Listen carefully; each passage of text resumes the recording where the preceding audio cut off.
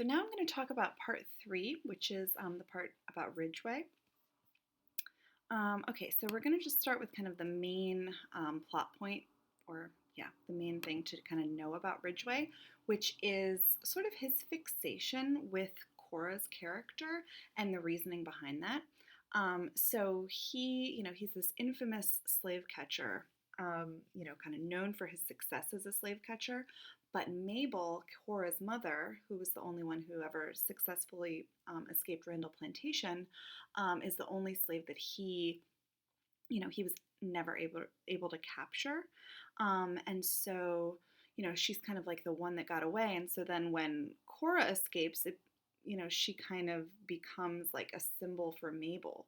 And, he becomes kind of obsessed with the idea of capturing her to kind of, avenge, his failed attempt to capture Mabel. And his inability to capture Mabel sort of haunts him, and so he projects that onto Cora. Okay, so the chapter begins with some symbolism right off the bat. So Ridgway's father is a blacksmith, and the description of this kind of acts symbolically. So it says, overtaking it like an emotion, the sudden pliability and restless writhing of the thing as it waited for its purpose. His forge was a window into the primitive energies of the world.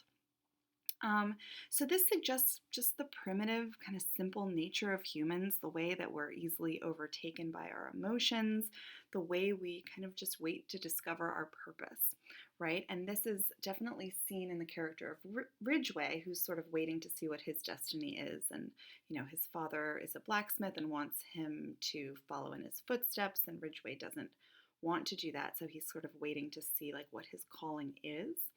And that line, pliability and restless writhing is almost like the description of a baby, right? And of course, a baby is representative of sort of the pinnacle of this, just the pliable nature of humans. When we're babies, we're just sort of waiting to see what the world is about and waiting to see what the world has for us. But this description suggests that, that sort of waiting and that moldability never really ends for humans. Okay, the next one, liquid fire was the very blood of the earth. It was his mission to upset, mash, and draw out the metal into the useful things that made society operate. So you could really see this as a reference to slavery. Slaves are what made things operate. The description suggests an acknowledgement of power and usefulness, but also exploitation of that power. So the idea of fire being the blood of the earth is also an interesting metaphor because, blood is what keeps us alive, but fire, is often seen as a destructive force. So it kind of suggests here that the earth is actually sort of fueled by destruction. And so, putting that with this kind of reference to slavery, I think can be seen as very significant. Okay. In town, he scrutinized the faces of men in the same way that his father searched for impurities in metal. And you'll see that here I just made a little note that he refers to Ridgeway. So Ridgeway didn't inherit the desire for blacksmithing, but he inherited kind of his own version of forcing things to his will. So this line suggests the idea of people as objects, the way that he examines them as if they're the metal that he's shaping, right? So he's searching people for their impurities. He's searching for their flaws. So it's sort of an inheritance from his father, but not in the conventional sense. Okay, the sounds of his father pounding metal were the footsteps of a destiny that never drew closer. Okay, so this is, obviously another reference to the fact that he was supposed to take over for his father, but he never will, right? He doesn't see blacksmithing as his calling, which kind of made him a disappointment to his father. The idea that he can't live up to his own destiny and is searching for purpose.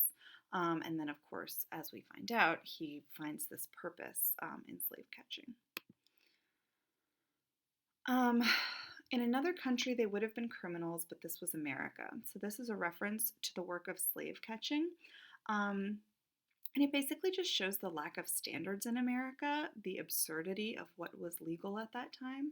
You know, in a in another country they'd have been criminals, but this was America. The bar is low in America. You can get away with things. Yeah, so it's really just sort of explicitly stating, kind of how ludicrous it was, what was allowed at that time. Okay, this says nature had equipped him with weapons enough. In the chase, his blood sang and glowed. So this is a description of the way Ridgway, found his calling. Um, and it suggests this idea that his body was made for violence, right? His blood is like the hot iron, right?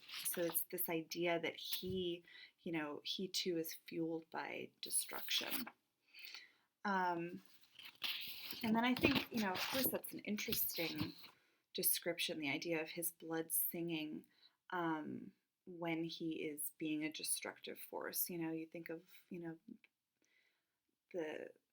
it's kind of a juxtaposition, the idea of blood with singing. It's obviously personification, but usually you think of like your heart singing, when something is good or when something pleases you. And in this case, it's his blood singing. So it's almost like a more gruesome version of that. Okay, the two men were parts of the same system, serving a nation rising to its destiny. And this is a reference to Ridgway and his father. So it's the idea that his father makes the tools and Ridgway catches the slaves who use them. And the word destiny here sort of suggests that Ridgway believes everyone is playing the role they were intended to play, that it's all part of some divine order of things.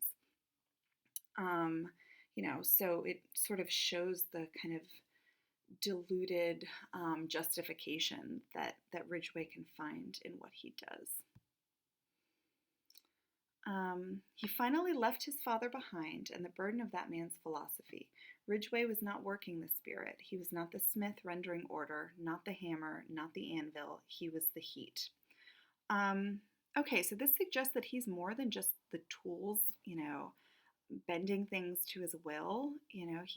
He's more than just blacksmithing, right? He's gone beyond just forcing things to his will. Now he is the destructive force itself. And then, of course, the word heat there, has different connotations that can kind of emphasize this idea of him as a destructive force. So we think about, colloquially, the word heat as representative of the police. And then, the word heat can represent a gun, like if you're packing heat, it means that you're carrying a gun, which is, of course, apt here because, it's the suggestion that he himself is the weapon. Okay, and then just the function of getting Ridgway's perspective in the book, which is interesting, because we sort of expect to only get our protagonist's view of the story. And it makes his side more real, which makes it more upsetting. It's more upsetting to get into the mind of the slave catcher, to know his origin story, to know the justifications that he's created for himself. It's more brutal to really get this insight into Ridgway's life and his mentality and his way of thinking. It's more brutal than just having him as kind of a nameless, faceless monster. Okay, so that is it for part 3. So the next video will detail parts 4 and 5. Okay.